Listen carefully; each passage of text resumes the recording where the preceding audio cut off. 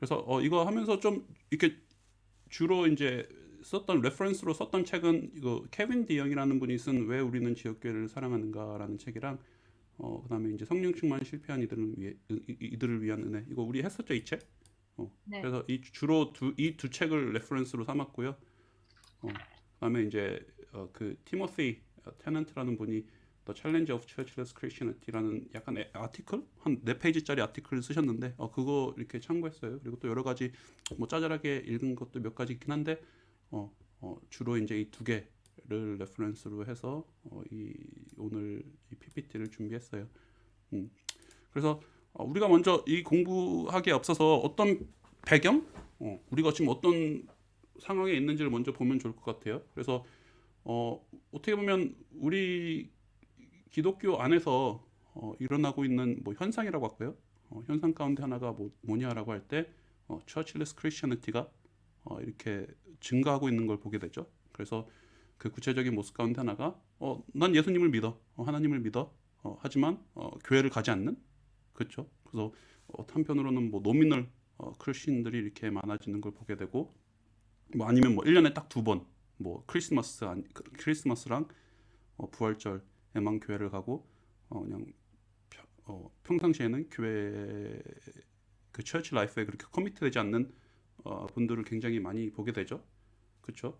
그다음에 또 뭐 네가 있는 곳이 교회다 이 말 요즘 굉장히 많이 듣지 않아요? 특별히 이벤젤리컬 서클 안에서 네가 있는 공동체, 네가 있는 가정, 네가 일하는 직장이 교회다라고 하면서 결국에는 이 교회라는 의미를 굉장히 개인적인 의미로 해석하는 걸 보게 되고 그래서 결국 이제 공동체적으로 이제 모이는 교회로서의 의미가 굉장히 쇠퇴되고 있는 모습을 우리가 보게 되는 거죠. 그렇죠?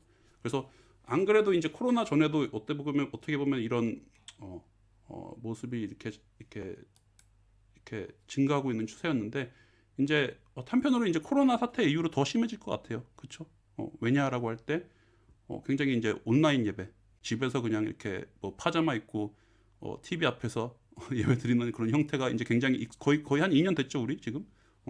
그래서 이런 형태의 뭐 모임이라고 해야 될까요? 이런 형태의 그 비대면 예배가 이제 활성화되면서 이제 코로나가 풀리고 이제 교회 올 수 있는 상황임에도 불구하고 그냥 뭐 집에서 계속 예배 드리지 그냥 뭐 유튜브로 계속 예배 드리지라는 그런 모습이 이렇게 유지될 것 같아요. 그렇죠? 그래서 한편으로는 이제 이런 부분에 있어서 좀 목회자로서 걱정이 되더라고요. 과연 이게 건강한 모습인가? 그러면서 물론 이제 지금이야 이제 코로나 때문에 이런 뭘까요? 이런 감염으로서 좀 안전하기 위해서 지금은 이렇게 비대면 예배를 하고 있지만 어디까지나 이게 궁극적인 교회의 모습은 아니다라는 거죠. 그렇죠? 그래서 이런 배경을 염두에 두고 오늘 공부를 이렇게 참여를 하면 좋을 것 같아요. 오케이. 그래서 왜 모여야 되는가? 우리가 왜 교회에 모여야 하는가라는 이 질문을 그래서 우리가 왜 어떻게 보면 이런 처치레스 크리스천리티가 이렇게 우세하고 있는 현 교계의 상황 가운데 우리가 왜 모여야 하는가라는 질문을 오늘 공부를 통해서 보려고 해요. 그래서 특별히 왜 주일 예배만큼은 모여야 하는가? 여기서 이제 우리가 모여야 된다라고 할 때 우리가 보통 교회 보면은 뭐 수요 예배 있고 금요 철야 예배 있고 뭐 오늘과 같이 이렇게 성경 공부 있고 뭐 이렇게 주중에도 교회 모임들이 있잖아요. 그걸 다 와야 된다라고 얘기하는 거 결코 아니에요. 그렇죠? 무조건 이 모든 교회 모임들을 와라라고 얘기하는 건 뭐 형편에 따라서 오면 좋지만 이 모든 모임을 다 와야 된다라는 맥락에서 얘기하는 건 아니고 근데 특별히 주일 예배만큼은 일요일 날 오전에 드려지는 주일 예배만큼은 우리가 왜 모이기에 힘써야 되는가? 다른 말로 7일 가운데 하루를 왜 디보트 돼서 주일 예배에 참석하기를 힘써야 되는 것인가라는 그 질문을 가지고 얘기를 하려고 해요. 그래서 왜 모여야 하는가? 왜 이제 특별히 주일날에 모여야 하는가라고 할 때 우리 이거 웨스트민스터 신앙고백서 했었죠. 그 우리 웨스트민스터 신앙고백서 21장을 보면은 그 신앙고백서에서 말하기를 안식일은 하나님께서 창조 가운데 제정하신 자연의 법칙이다라는 거예요. 자연의 법칙. 이게 뭐냐면 하나님께서 세상을 6일 동안 창조하셨죠. 6일 동안 창조하시고 그 일곱째 되는 날에 안식하셨다라고 할 때 이 하나님의 창조 가운데 창조 질서가 있잖아요. 그렇죠? 하나님께서는 이 세상을 창조하셨을 때 무질서하게 창조하신 것이 아니고 분명한 의도와 목적을 가지고 이 세상을 창조하셨다라고 할 때 이 안식일 또한 하나님의 그 창조 질서 가운데 있던 것이고 거기에 대한 분명한 의도와 목적이 있다라는 거예요. 그렇죠? 그래서 우리가 이제 창세기 2장 2절과 3절을 보면은 하나님께서 그가 하시던 일을 일곱째 날에 마치시니 그가 하시던 모든 일을 그치고 일곱째 날에 안식하시니라. 하나님이 그 일곱째 날을 복되게 하사 거룩하게 하셨으니, 그렇죠? 일곱째 날을 복되게 하사 거룩하게 하셨으니 이는 하나님이 그 창조하시며 만드시던 모든 일을 마치시고 그 날에 안식하셨습니다. 그래서 이 7일 가운데 하루를 안식일로서 지키는 것이 하나님의 창조 섭리 가운데 나타난 자연 법칙이다라고 할 때 이걸 좀 더 풀어서 얘기하자면 6일 동안 일하고 하루를 안식하는 것이 창조 질서의 법칙이다라는 거예요. 그렇죠?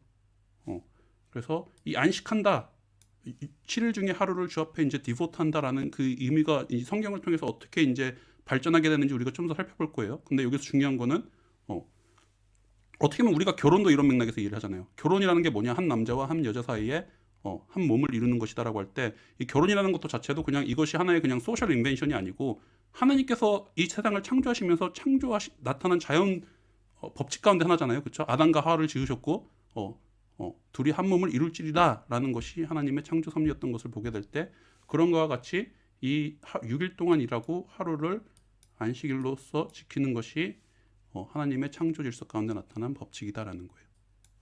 그렇다면 이 안식이라는 개념이 하나님의 창조 질서 가운데 성립된 이 안식일이라는 개념이 성경을 통해서 어떻게 이렇게 디벨롭 되느냐라고 할 때 먼저 출애굽기 20장을 보면은 이렇게 말씀하죠. 안식일을 기억하여 거룩하게 지키라.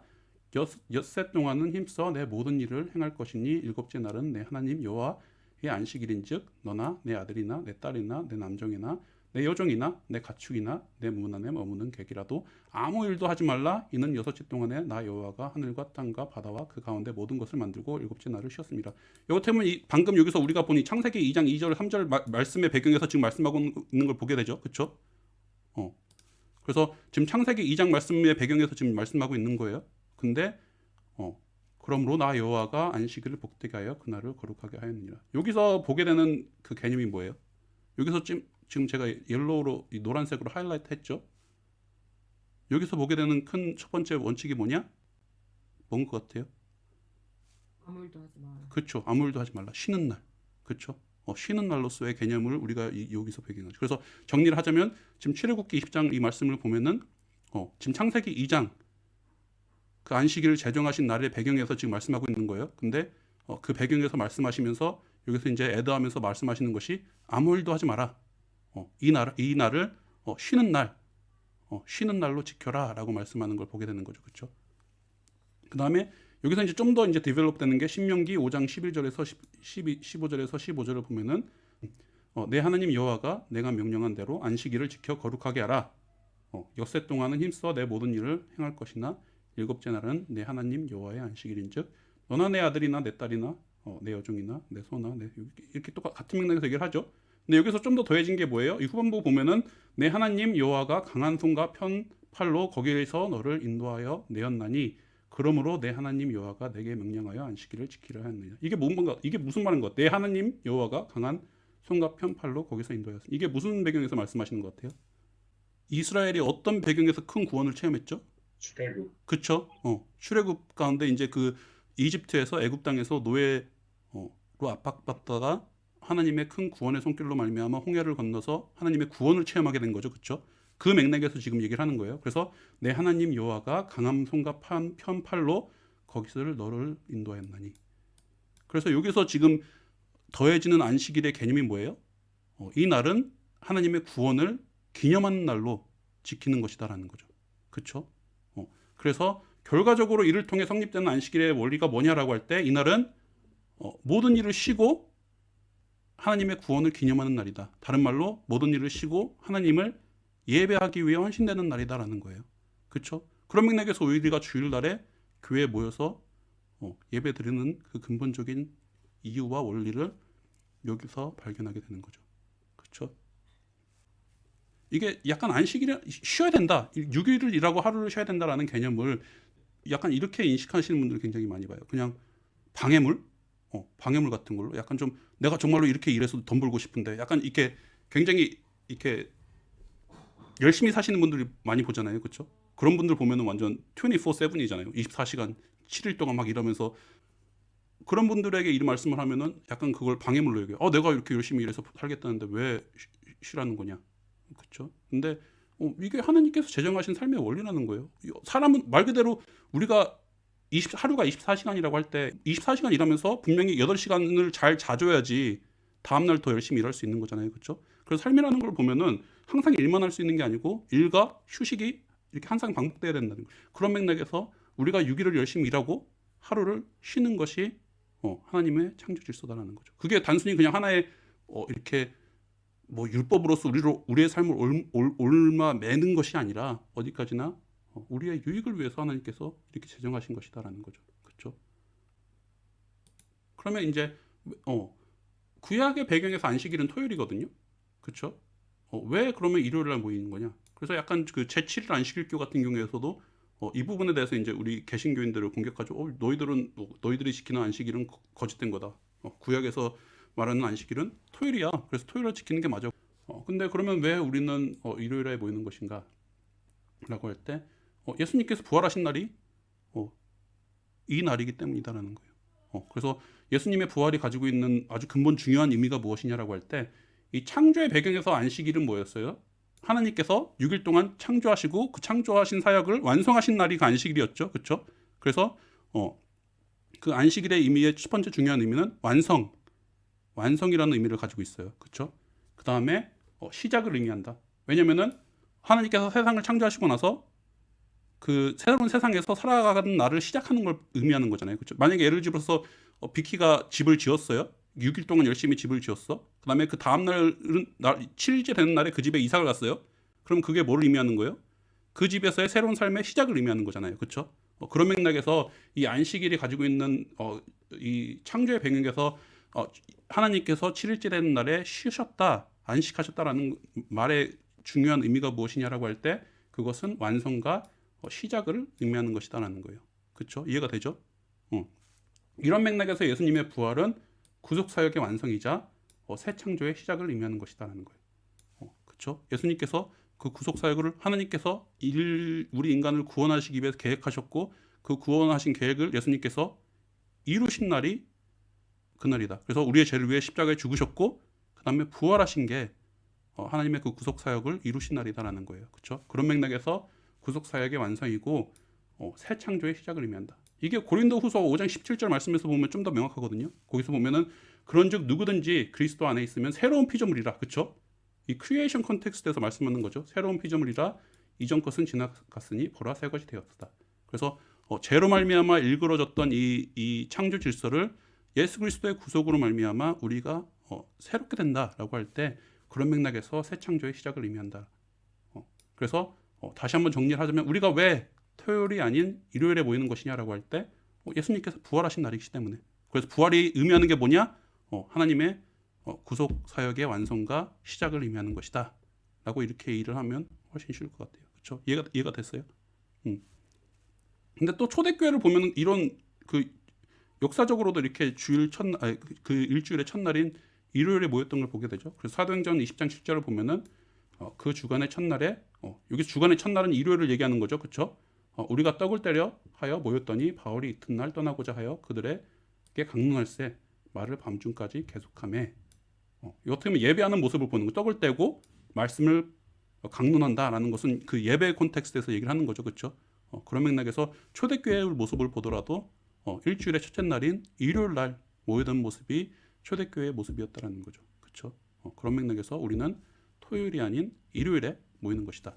그래서 정리를 하자면 주일날만큼은 특별한 의미를 가지고 있는 날이고 그날만큼은 우리가 안식하고 하나님의 구원하심을 기념하는 날로서 하나님을 예배하는데 헌신되어야 되는 날이다라는 거죠. 그래서 그 일요일 주일 예배의 그 특별한 의미에 대해서 지금 이렇게 설명을 드리는 거예요. 그렇죠? 그래서 그날만큼은 우리가 일주일에 하루만큼은 그렇죠? 막 새벽교회 막 새벽 예배 다 오라라고 얘기하는 게 아니에요. 물론 우리 교회는 새벽 예배 안 하죠. 하지만 모든 모임을 다 와야 된다는 게 아니라 특별히 일주일에 7일 중에 하루만큼은 우리가 공 예배에 모이기 위해 헌신되어야 된다라는 거죠. 그렇죠? 오케이. 그렇다면 이제 우리가 왜 모여야 하는가라는 질문을 가지고 이제 계속해서 답한다라고 할 때, 그래서 특별히 교회의 특정한 기능을 우리가 이해한다라고 한다면, 우리가 왜 교회라는 그 단어 자체를 공동체적 단어로 이해할 수밖에 없으며, 우리가 왜 모여야 하는지를 이해를 하게 돼요. 그래서 이제 그 교회의 기능이 무엇이냐라는 걸 이제 보려고 하거든요. 그래서 이제 그 아까 얘기한 그 케빈 디영이라는 분이 책에서 말하기를 교회라는 곳은 어떤 일들을 행하며 외형적으로 나타나는 일을 얘기하는 거예요. 그렇죠? 어떤 일을 하며 어떤 특징들로 인해 구별된다. 그래서 특정한 방식으로 기능하는 것이 교회이다. 교회만의 특별한 기능이 있다라고 얘기를 하는 거예요. 예를 들어서 얘기를 할게요. 학생과 선생으로 구성된 학교라는 기관의 기능은 무엇이냐? 뭐죠? 학교만이 할 수 있는 기능이 뭐죠?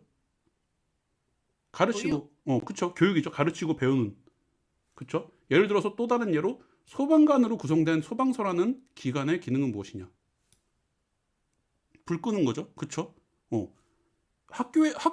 우리 집에 불이 났는데 학교 가서 그 학교 선생이나 학생들한테 불 꺼주세요라고 할 수 없는 거잖아요. 그쵸. 그거는 소방서만이 할 수 있는 일이에요. 불 끄는 일은. 그쵸. 그래서 각 기관마다 그 기관이 할 수 있는 특별한 업무라고 할까요? 특징이 있다라고 할 때 이런 맥락에서 교회 또한 교회만이 하는 특정한 일과 방식이 있다라는 거예요. 그렇죠? 그래서 그 교회가 행하는 일이 무엇이고 그것이 무엇인지 이해하게 될 때 우리가 왜 교회를 공동체적 개념으로 이해할 수밖에 없으며 왜 우리가 모여야 되는지를 이해할 수 있다라는 거예요. 그래서 교회의 기능적 요소를 이해하면 왜 우리가 교회에 모여야 하는지를 이해하게 된다. 그래서 여기서 물어볼 수 있는 질문은 그리스도인으로 교회라는 것이 이제 그리스도인으로 구성된 거죠. 하나님의 은혜로 말미암아 구원받은 성도들, 크리스천, 뭐 나이, 성별, 뭐 학벌 그런 걸 모두 다 떠나서 오직 예수 그리스도를 구조로 고백하는 신자들이 모인 곳이 교회다라고 할 때 이런 그리스도인으로 구성된 교회의 기능은 무엇인가? 그걸 지금 볼 거예요. 그래서 우리가 사도행전 2장이 이 콘텍스트를 보면은 이게 이제 초대교회의 아주 첫 모습이거든요. 이때 이제 베드로가 설교를 하고 나서 이제 41절을 보면은 그날의 신도의 수가 3,000명이나 더하더라. 그렇죠? 그래서 초대교회가 이렇게 형성되는 모습을 보게 되죠. 그러면서 이 초대교회인들이 모여서 한 행동이 여기서 이제 아주 구체적으로 나와요. 그래서 42절을 보면은 그들이 사도의 가르침을 받아 서로 교제하고 여기서 뭐예요? 먼저 가르침을 받는 것. 하나님의 말씀에 가르침을 받고 서로 교제하고 떡을 떼며 오로지 기도하기에 힘쓰니라. 여기서 떡을 뗀다라는 게 그냥 단순히 음식을 나누는 약간 이 부분이 디베이트가 있어요. 음식을 나누는 걸 의미하는 거냐? 음식을 나누는 교제를 의미하는 거냐? 아니면 성찬을 의미하는 거냐? 우리가 이제 성찬식 때 그 빵을 나누잖아요. 그렇죠? 그래서 이 떡을 뗀다는 게 정확한 의미가 뭐냐라고 할 때 약간 이 부분에서는 디베이트가 있긴 한데 근데 저는 개인적으로 성찬의 의미로 보는 게 더 맞다라고 생각해요. 그래서 떡을 떼며 오로지 기도하기 힘쓰니라. 그렇죠? 그래서 공동체에 모여서 기능이 벌써 여기서 나오죠. 그래서 가르침, 하나님의 말씀에 가르침을 받고 서로 교제하며 성찬에 참여하고 기도하기에 힘쓰는 게 초대교회에 나타난 그 교회의 기능적 모습이다라는 거죠. 이해가 돼요? 그래서 또 44절을 보면은 사람마다 다 함께 있어 모든 물건을 서로 통용하고 또 재산과 소유를 팔아 각 사람의 필요에 따라 나눠주며 날마다 마음을 같이하여 성전에 모이게 힘쓰고 그쵸? 집에서 떡을 떼며 기쁨과 순전한 마음으로 음식을 먹고 그쵸? 그래서 여기서 때문에 교제의 모습이 좀 더 익스텐드된 모습으로 나오는 걸 보게 되죠. 그래서 서로의 물건을 팔아 어려운 사람에게 도와주고 어떻게 보면 한편으로 이제 머시 미니스트리죠. 머시 미니스트리에 이렇게 인볼브 되고 있는 초대교회의 모습을 보게 되는 거죠. 그렇죠? 그 다음에 우리가 또 성경의 또 다른 구절을 보면은 교회의 특징적인 모습이 또 뭐가 있느냐라고 할 때 시와 찬송과 신령한 노래를 부르는 모습을 보게 된다. 그렇죠? 그래서 에베소서 5장 19절과 20절을 보면은 시와 찬송과 신령한 노래들로 서로 화답하며 너희에게 너희의 마음으로 주께 노래하며 찬송하며 그래서 또 다른 교회의 모습을 예배소서 5장 19절에서 보는데 하나님을 찬송하는 모습을 보게 되는 거죠. 그렇죠? 노래하며 찬송하며 범사에 우리 주 예수 그리스도의 이름으로 항상 아버지께 감사하며 그렇죠? 모여서 하나님을 찬양하고 감사를 표현하는 것이 교회의 공동체의 모습인 걸 보게 되고 이제 아까도 얘기했듯이 성경을 가르치는 일에 매진되고 헌신되는 모습이 또한 교회의 특정한 기능이다라는 거죠. 그래서 우리가 디모데전서 4장 13절을 보더라도 내가 이를 때까지 읽는 것과 권하는 것과 가르치는 것에 전념하라. 그쵸? 그다음에 데살로니가전서 5장 27절을 보더라도 내가 주를 힘입어 너희를 명하노니 모든 형제에게 이 편지를 읽어주라. 바울이 보낸 서신을 교인들에게 읽어주라라고 얘기를 하는 거예요. 그렇죠? 그래서 교회 안에서 낭독하도록 요구된 당대 서신들을 보게 될 때 성경을 읽고 가르치고 그 말씀을 나누는 것이 교회 공동체의 모습이었다라는 거죠. 그렇죠? 그래서 결론적으로 구원받은 성도들로 구성된 교회의 모습과 기능은 정리를 하는 거예요. 교회의 모습과 기능은 하나님을 예배하고 찬양하며 기도하는 데 힘쓰고 말씀을 가르치고 묵상하며 서로의 짐을 지며 교제를 나누는 것으로 이해할 수 있다. 그리고 이런 교회의 기능적 요소를 이해할 때 우리는 신앙 공동체의 필요성을 보게 된다. 그래서 내가 예수님을 믿고 구원받았다라는 것을 결코 개인적인 의미로만 이해할 수 없다는 거예요. 그래서 구원받았다는 말은 무엇이냐? 구원받고 물론 구원은 개인적인 거예요. 내 마음에 회개를 하고 개인적으로 회개를 하고 예수님을 구주로 영접하지만 거기서 단순히 끝나는 것이 아니라 그 구원의 열매가 하나님의 공동체에 참여하게 되는 결과를 반드시 낳게 된다는 거죠. 그렇죠? 그래서 구원과 공동체는 따로 이해될 수 없는 개념이다라는 거예요. 그렇죠? 그다음에 교회의 존재론에 대해서 우리가 이해하면 또 공동체가 반드시 필요한 거구나라는 걸 깨닫게 돼요. 교회가 어떤 존재, 교회에 대한 존재론에 대한 이해를 우리가 제대로 취하게 되면 교회라는 곳은 반드시 필요한 거구나라는 걸 깨닫게 되는데 우리가 이 질문을 먼저 물어볼게요. 성경에서는 어떤 비유를 통해서 교회를 묘사하고 있는가?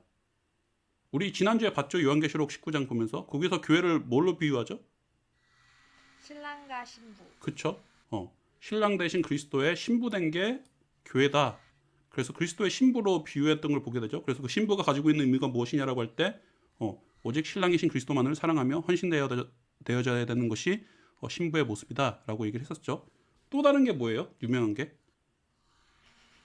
몸의 기능. 그쵸? 몸으로 비유는 내가 너무 사진을 비었던 걸. 네. 특별히 이제 고린도전서 12장을 보면은 이 교회를 고린도전서뿐만 아니라 우리가 예배소서에서도 보면은 이 교회를 비유하기를 그리스도의 몸이다. 몸으로 비유하고 있는 걸 우리가 보게 되죠.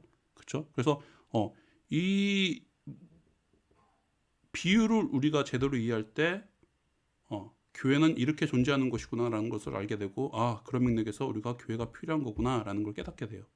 그래서 이 몸의 비유를 통해서 나타나는 교회의 의미가 무엇인지를 이제 우리가 또 보려고 해요. 그래서 고린도전서 12장을 보면은 몸은 하나이지만 많은 지체가 있고 여기서 많은 지체는 이제 몸의 부위들을 얘기하는 거죠. 그렇죠? 몸의 지체는 많지만 그들이 모두 한 몸을 이루듯이 한 몸이듯이 그리스도도 그러하십니다. 우리는 유대 사람이든지 그리스 사람이든지 종이든지 자유인이든지 모두 한 성령으로 그렇죠? 한 믿음 한 성령으로 세례를 받아 한 몸이 되었고 모두 한 성령을 마시게 되었습니다. 몸은 하나의 지체로 되어 있는 것이 아니라 여러 지체로 되어 있습니다. 여기서 말하는 게 뭐예요?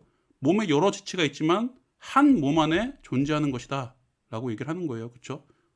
그다음에 발이 말하기를 나는 손이니까 몸에 속한 것이 아니다 한다고 해서 발이 몸에 속하지 않은 것이 아닙니다. 또 귀가 말하기를 나는 눈이 아니니까 몸에 속한 것이 아니다 한다고 해서 귀가 몸에 속하지 않은 것이 아닙니다. 그렇죠? 그래서 여기서 이제 말씀하고 있는 굉장히 핵심적인 포인트가 무엇이냐라고 할 때 첫 번째로는 한 몸 안에 여러 지체가 있는 것이다라는 거예요. 그렇죠? 그렇죠? 다 동의하죠? 한 몸 안에 그리스도의 몸이라는 한 몸 안에 여러 지체로서 존재하는 것이 교회다. 그래서 우리가 눈이 있고 발이 있고 귀가 있고 내장이 있고 뭐 심장이 있고 폐가 있는 것처럼 한 몸 안에 여러 지체로 존재하는 것이 교회의 모습이다. 그 다음에 두 번째로 말하는 게 뭐예요? 지체로서의 각자의 기능적인 역할이 있다라는 거예요. 그렇죠? 여기서 보면은 온 몸이 다 눈이라면 어떻게 듣겠습니까? 온 몸이 다 귀라면 어떻게 냄새를 맡겠습니까? 그렇죠? 우리가 그리스도의 지체로서 그 각 지체에 유니크한 역할이 있다라는 거예요. 그렇죠? 보는 역할을 하는 것과 듣는 역할, 냄새를 맡는 것, 입을 이렇게 걷는 것, 여러 지체로서 각자의 유니크한 기능이 있다라고 얘기를 하는 거예요. 그렇죠? 그래서 결론적으로 얘기하는 게 뭐냐라고 할 때 이런 각 지체가 각자의 기능적인 역할을 함으로써 이렇게 잘 융화되어질 때 건강한 교회를 이루게 되는 것이다라고 얘기를 하는 거예요. 그렇죠? 예를 들어서 우리가 가장 기본적인 행동인 걷는 거를 생각해봐요. 걷는 게 주로 이제 다리로 걷죠. 그렇죠? 근데 우리가 다리만 건강하다고 해서 잘 걸을 수 있을까요? 잘 걷기 위해서는 뭐가 필요해요? 팔도 필요해요. 우리가 팔 이렇게 흔들면서 걷잖아요. 그렇죠? 중심을 잡기 위해서는 팔도 필요하고 그 다음에 우리가 보는 것도 필요하죠. 그렇죠? 왜냐면 앞에 장애물이 있는지 없는지 길을 따라가면서 걸어야 되는 거기 때문에 듣는 것도 굉장히 중요하고 이런 모든 신호를 프로세스하는 뇌도 필요하고 그렇죠? 그래서 우리가 걷는다는 그 행동을 생각하더라도 단순히 그냥 다리만 건강하다라고 한다면 잘 걸을 수 있는 것이 아니고 여러 지체의 기능이 필요하다는 거죠. 보기도 해야 되고 팔을 흔들면서 중심도 잡아야 되는 것처럼 그렇죠? 그런 거와 마찬가지로 이 교회라는 것도 한 몸 안에 있지만 각자가 그 지체로서 그 유니크한 일들을 잘 감당해 나아감으로써 존재하는 것이 바로 교회라는 것이다라는 거죠. 그렇죠? 그래서 이런 존재론 교회에 대한 이런 존재에 대한 이해를 가져가게 된다라고 할 때 왜 공동체가 필요한 것이며 우리가 모여야 되는가라는 것을 깨닫게 된다라는 거죠. 그렇죠? 그래서 정리를 하자면 이 비유를 통해 나타나는 중요한 진리가 무엇이냐라고 할 때 성도는 그리스도의 몸이라 불리는 교회 안에서 다른 성도들과 유기적 연합 가운데 있다라는 거예요. 유기적 연합. 이 유기적인 의미가 뭐냐라고 할 때 좀 더 정확한 의미를 이제 설명을 드리자면 생물체처럼 전체를 구성하고 있는 각 부분이 서로 밀접하게 관련을 가지고 있어서 떼려야 뗄 수 없는 것이다. 그렇죠? 떼려야 뗄 수 없는 것이다. 그렇죠? 그래서 이런 유기적 연합 안에서 이 그리스도의 몸된 교회를 유기적 연합체로 이해한다라고 할 때 이런 유기적 연합 안에서 우리의 존재를 이해할 때 우리는 서로가 간절히 필요한 존재이다라고 얘기를 하는 거예요. 그렇죠? 그래서 그런 맥락에서 이제 박영동 교수님이 얘기하기를 성령 충만, 우리가 정말로 성령 충만한 삶을 살기 위해서 말 그대로 우리가 성령 안에서 플로리시한 삶을 살기 위해서 살아가려 한다라고 할 때 이것은 고립된 개인이 누릴 수 있는 것이 아니라 다른 교인들과의 교제 속에서만 맛볼 수 있는 것이다라는 거예요. 그렇죠? 다른 말로 우리가 영적으로 플로리시한 삶을 살기 위해서는 단순히 그냥 나 혼자 열심히 신앙생활을 한다라고 해서 되는 것이 아니라 우리가 공동체 안에 있어서 서로를 도우면서 서로의 교제 가운데 우리가 성적에 나아가며 그런 영적 플로리시를 누릴 수 있는 것이다라고 얘기를 하는 거예요. 그렇죠? 이해가 됐어요? 구체적인 예를 하나 들게요. 저는 여기 다 모두 계신 분들 다 캔터베리 교회 소속이죠, 그렇죠? 그 다음에 이제 각자가 다 달란트가 있고 각자 이제 교회 안에서 맞는 부분이 있어요. 제가 교회에서 하는 역할은 뭐죠? 최동진이라는 존재가 캔터베리라는 그 교회에 속한 자로서 저 캔터베리라는 교회 안에서 저의 역할은 말씀을 설교하고 가르치는 거예요, 그렇죠? 근데 뭐 교회 안에서 이제 물론 어떻게 중요한 역할이기도 하죠, 하나님의 말씀을 가르치고 하는 게. 근데 이 캔터베리라는 교회가 이 말씀 사역으로만 서스테인 될 수 있어요? 아니에요, 그렇죠? 결코 아니에요. 뭐 진우같이 이렇게 악기를 잘 다루는 사람이 찬양 인도를 해주기도 해야 되는 거고요, 그렇죠? 그다음에 또 다른 예를 들어서 피터 장로님과 같이 피터 장로님 보면 굉장히 은사가 그 어카운턴트 출신이고 해서 그런 행정적인 업무를 굉장히 잘 보시잖아요, 그렇죠? 그래서 피터 장로님 같이 그런 행정적인 업무를 맡아주시는 분도 필요해요, 그렇죠? 그래서 단순히 그냥 말씀 가르치는 그냥 담임 목사라는 사람이 그냥 북치고 장구치고 다 해서 존재하는 것이 아니라 말씀을 가르치는 사람도 있어야 되고 그 가운데 찬양을 인도하는 사람도 있어야 되고 그 가운데 행정적인 업무를 보는 사람도 있어야 되고 또 그 가운데 또 이제 저스틴이라든가 그 조시 같이 그런 테크니컬한 사이드에 헌신되는 사람도 있어야 되는 거예요. 그래서 그런 여러 가지 기능이 아울러져서 교회를 이루고 그 교회가 서스텐되어 나간다라는 거죠. 그렇죠? 그런 맥락에서 우리는 서로가 간절히 필요한 존재이다. 그래서 저는 약간 좀 뭐 이게 이 말이 위로가 될지 모르겠는데 지금 락다운으로 해서 이제 우리가 공동체 이제 교회에 모이지 못하고 있는 상황에서 굉장히 여기 계신 많은 분들 저도 또한 그랬고요. 굉장히 이제 신앙적으로 슬럼프를 겪고 계신 분들이 많을 거라는 생각이 들어요. 근데 이 부분에 대해서 너무 이렇게 자학한다고 해야 되나? 약간 너무 이렇게 셀프 블레임을 하지 않았으면 좋겠어요. 왜냐면은 내가 게을러서 그런 거야. 아니면 내가 못나서 그런 거야. 그렇게 생각할 때가 많을 저도 그랬고요. 내가 게을러서 그래. 근데 결국에는 이게 단순히 우리 탓만은 아니다. 왜냐면 우리가 지금 공동체에 모이지 못하고 있는 거니까. 그렇죠? 우리가 말 그대로 신앙적으로 이렇게 플로리시한 삶을 살기 위해서는 물론 내 개인적인 뭐 경건 시간도 굉장히 중요한 부분이지만 또한 우리가 교회에 모여서 이런 영적 펠로우십 가운데 있어야지만 그런 건강한 삶을 살아갈 수 있다라고 할 때 너무 이런 슬럼프 겪는 것의 탓을 내 자신에게만 돌릴 필요는 없다라는 거예요. 그렇죠? 어떻게 보면은 이 락다운을 통해서 공동체에 모이지 못하는 영향도 분명히 있다라는 거죠. 그렇죠? 특별히 이제 우리 교회를 보면은 이제 그 누구죠? 한국의 어떤 한 목사님이 비유한 거를 하시는 말씀인데 교회에 이제 단골 손님이 늘어나고 있다라고 이렇게 얘기를 하거든요. 교회라는 것을 단순히 그냥 소비적으로 이해해서 그냥 내가 손님이고 그냥 교회는 나의 필요를 채우는 곳.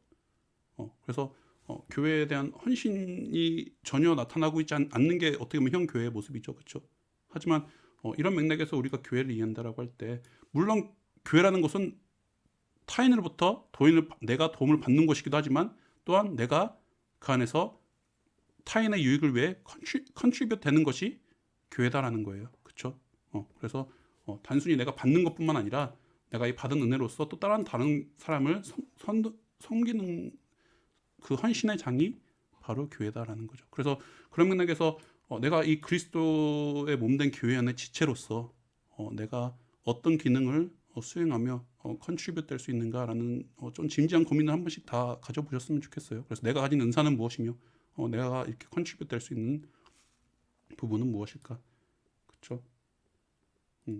그래서 정리를 하자면 우리가 교회 기능적 역할을 이해할 때 그래서 교회는 하나님을 예배하고 하나님을 찬양하고 기도하고 교제하는 그 교회의 기능적 역할을 우리가 이해할 때 교회는 공동체적인 것이며 우리가 모이기에 힘써야 되는 것이다라는 것을 알게 되는 것이고 그 다음에 교회의 존재론적 교회가 어떻게 존재하느냐 그 존재의 형태에 대해서 이해할 때 교회라는 것은 그리스도의 몸된 교회로서 유기적 연합 가운데 있는 것이다라는 것을 이해할 때 우리가 모이기에 힘써야 되는 것이 교회다라는 거죠.